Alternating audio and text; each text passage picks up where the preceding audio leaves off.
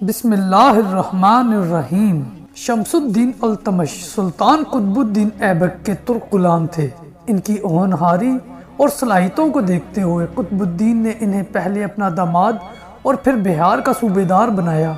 1211 میں التمش نے قطب الدین کے بیٹے آرام شاہ کو تخت سے اتار دیا اور خود بادشاہ بن گئے۔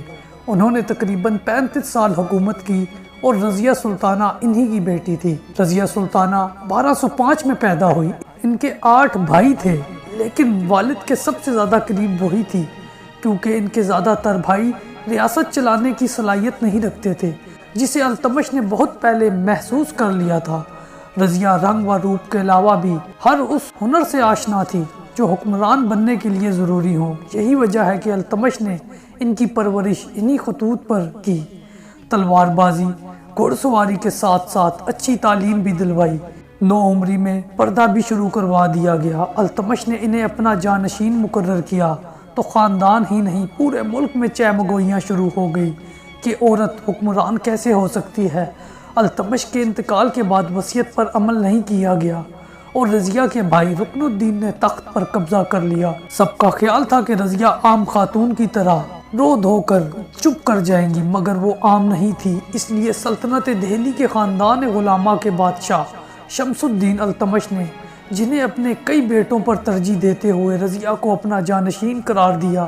تاہم التمش کے انتقال کے بعد رضیہ کے ایک بھائی رکن الدین فیروز نے تخت پر قبضہ کر لیا اور 7 ماہ تک حکومت کی، لیکن رضیہ سلطانہ نے دہلی کے لوگوں کی مدد سے 1236 عیسوی میں بھائی کو شکست دے کر تخت حاصل کر لیا۔ کہا جاتا ہے کہ تخت سنبھالنے کے بعد انہوں نے زنانہ لباس پہننا چھوڑ دیا تھا اور مردانہ لباس زیب تن کر کے دربار اور میدان جنگ میں شرکت کرتی تھی۔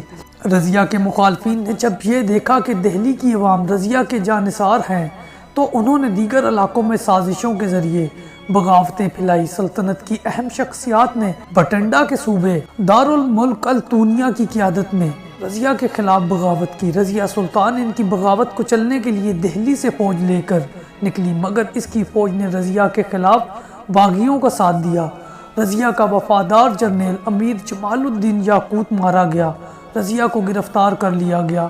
باغیوں نے رضیہ کے بھائی معز الدین بہرام کو بادشاہ بنا ڈالا۔ رضیہ کو اس بات کا شدت سے احساس تھا کہ دہلی کا تخت حاصل کرنے کے لیے اسے مضبوط سہارے کی ضرورت ہے، اس لیے رضیہ نے بھٹنڈا کے گورنر ملک التونیا سے شادی کی تاکہ تخت دوبارہ حاصل کرنے کی کوشش کی جائے، لیکن جنگ میں انہیں شکست ہوئی۔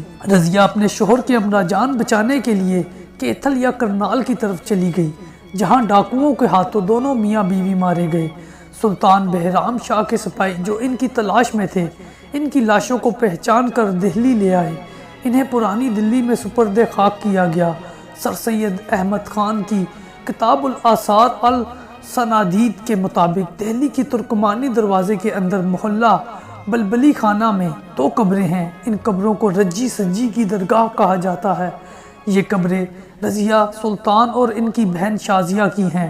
ان پر کسی قسم کی کوئی تختی نہیں۔ یہاں ہر جمعرات کو ہر مذہب کے لوگ جمع ہوتے ہیں۔ قبروں پر چراغاں کیا جاتا ہے اور لوگ منتیں مانتے ہیں۔ واضح رہے کہ رضیہ اپنے لیے سلطانہ کا لقب پسند نہیں کرتی تھی، کیونکہ اس کا مطلب ہے سلطان کی بیوی، بلکہ اس کی جگہ خود کو رضیہ سلطان کہتی تھی۔ وہ اس وقت جوان، جاذب النظر اور غیر شادی شدہ تھی۔ ہندوستان ہی نہیں کئی دلوں پر بھی راج کر رہی تھی، جن میں بھٹنڈا کا حاکم ملک التونیا بھی شامل تھا اور نکاح کا پیغام بھی بھجوا چکا تھا۔ تاہم رضیہ کی نظر التفات حبشی غلام جمال الدین عرف یاقوت پر تھی۔ جب یہ قصہ التونیا تک پہنچا تو اس نے رکابت میں لاہور کے حاکم ملک عزاء الدین کو ساتھ ملا کر رضیہ کے خلاف جنگ کا اعلان کر دیا۔ دہلی کے حکمران بھی ان کے ساتھ تھے۔ رضیہ کو اطلاع ملی تو وہ جمال الدین یاقوت اور لشکر سمیت روکنے کے لیے نکل پڑے، لیکن دہلی میں انہیں باغیوں نے گھیر لیا جو عورت کی حکمرانی اور غلام سے تعلق کے خلاف تھے۔ ابھی مارکا جاری ہی تھا کہ ملک التونیا کا لشکر بھی پہنچ گیا۔ شدید لڑائی ہوئی۔ رضیہ کے لیے وہ بڑا جان کن لمحہ تھا جب آنکھوں کے سامنے جمال الدین یاقوت کو مرتے ہوئے دیکھا۔ رضیہ کو قید کر لیا گیا۔ باغیوں نے ان کے بھائی معز الدین کو بادشاہ بنا دیا۔ امکان یہی تھا کہ رضیہ کو قتل کر دیا جائے گا، تاہم التونیا نے پیشکش کی اگر وہ اس سے شادی کر لیں تو وہ جان بخشی کروا سکتا ہے۔ رضیہ نے کچھ لمحے سوچنے کے بعد ہاں کر دی۔ کہا جاتا ہے کہ رضیہ نے التونیا سے شادی صرف اس لیے کی تھی کہ زندہ رہیں اور پھر اس سے اپنا تخت حاصل کر سکے۔ کچھ ہی عرصے میں انہوں نے التونیا کو اس بات پر قائل کر لیا کہ دہلی کے تخت کی اصل حقدار وہی ہے، اس لیے ایک بھرپور حملہ کرنا چاہیے۔ التونیا چونکہ انہیں بہت پسند کرتا تھا اس لیے مان گیا۔ حملے کے لیے تیاری شروع کر دی گئی جو کافی عرصے چلی۔ کھکڑوں، جاٹوں اور ارد گرد کے زمینداروں کی حمایت حاصل کی گئی، لشکر تیار کیے گئے اور پھر ایک روز حملے کے لیے روانگی ہوئی جس کی قیادت التونیا اور رضیہ کر رہے تھے۔ معز الدین کے بہنوئی عزاء الدین بلبن لشکر سمیت مقابلے کے لیے آیا۔ شدید لڑائی ہوئی لیکن رضیہ اور التونیا کو شکست ہوئی اور فرار ہو کر واپس بھٹنڈا جانا پڑا۔ کچھ عرصے بعد پھر منتشر فوج کو جمع کر کے ایک بار پھر دلی پر حملہ کیا۔ نتیجہ اب کے بھی مختلف نہ تھا۔ رضیہ اور التونیا کو ایک بار پھر فرار ہونا پڑا۔ کافی گھنٹوں تک گھوڑے سر پر دوڑاتے رہے۔ وہ کیتھل کے علاقہ تھا، انتہائی تھک ہار چکے تھے، کچھ معمولی زخمی بھی تھی۔ ایک درخت کے نیچے گھوڑے روکے وہیں سستانے کے لیے بیٹھے۔ بھوک سے برا حال ہو رہا تھا۔ وہاں سے گزرنے والے ایک شخص نے انہیں کھانے کا کچھ سامان دیا۔ چند گھنٹوں بعد 14 اکتوبر 1240 کو اسی درخت کے نیچے سے لاشیں ملی۔ موت کے بارے میں کہا جاتا ہے کہ پیچھا کرتے ہوئے فوجیں وہاں پہنچ گئی اور دوسرا خیال یہ تھا کہ جس شخص نے کھانے کا سامان دیا تھا اس نے بعد میں ساتھیوں سمیت آ کر قتل کر دیا کیونکہ رضیہ نے بیش قیمتی زیورات بھی پہن رکھے تھے۔ بعد ازاں رضیہ کے بھائی نعش کو دہلی لے گئے اور ترکمانی دروازے کے پاس بلبل خانے میں دفن کر کے مقبرہ بنوایا جو آج بھی رنجی سنجی کے درگاہ کے نام سے موجود ہے۔